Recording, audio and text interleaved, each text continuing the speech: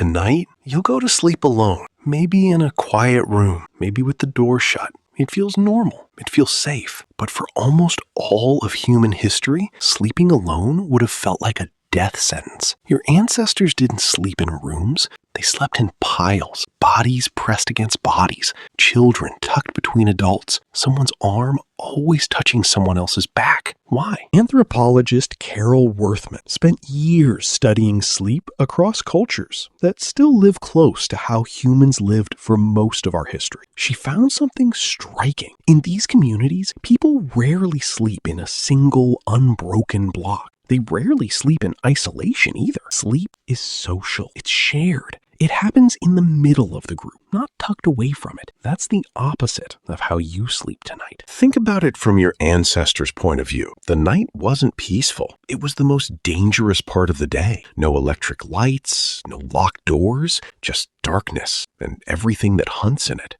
A lone sleeper couldn't hear a predator approaching. A lone sleeper couldn't share body heat when temperatures dropped. A lone sleeper had no one to wake them if something went wrong. But a pile of sleepers, that's a warning system. That's a heat source. That's protection built from proximity alone. Sleep researcher Jerome Siegel studied 3 modern hunter-gatherer groups, the Hadza, the San, and the Tsimane, to understand what human sleep looked like before mattresses and bedrooms existed. What he found reshaped how scientists think about rest itself.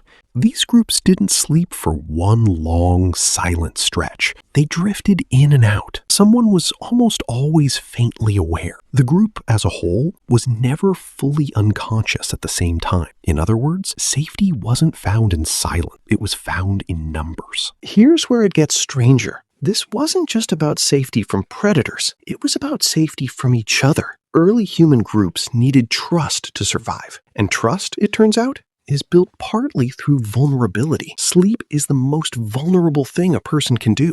You can't watch your back. You can't defend yourself. Choosing to sleep next to someone was an act of faith, a signal that said, I trust you with my life while I'm unconscious. Anthropologist James McKenna, who has spent decades researching co-sleeping, found that this closeness did more than protect bodies. It regulated them. Infants who sleep near a caregiver show steadier breathing, steadier heart rates. Their nervous systems, in a sense, borrow stability from the person beside them. McKenna's research suggests this isn't a modern parenting choice. It's a leftover instinct from millions of years of humans never sleeping apart. Which raises an uncomfortable question. If your body evolved expecting company at night, what happens when it doesn't get it? Some researchers think this is part of why so many people struggle to sleep alone in a quiet, empty room. Silence can feel unsettling. A closed door can feel less like privacy and more like isolation.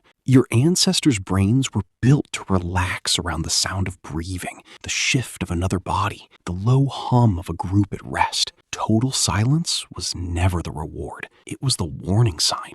Modern life flipped the script entirely. We built walls between family members. We invented private bedrooms and single beds. We turned solitary sleep into a status symbol, proof that you've made it, that you don't need anyone else in the room. But your nervous system never got the memo. It still listens for the sounds of a pile that isn't there. That's why so many people sleep better with a partner beside them. Even if that partner snores, even if the mattress dips in the middle, it's why children resist sleeping alone long after they're old enough. It's why the sound of another person's steady breathing can feel more calming than any white noise machine. You're not being irrational. You're reaching for something your ancestors relied on for their lives. So tonight, when you climb into a quiet room and shut the door, remember what your body actually expects. Not silence, not solitude, a pile, a pulse nearby, proof that you're not facing the dark alone. Because for nearly all of human history, that pile wasn't just comfort, it was survival.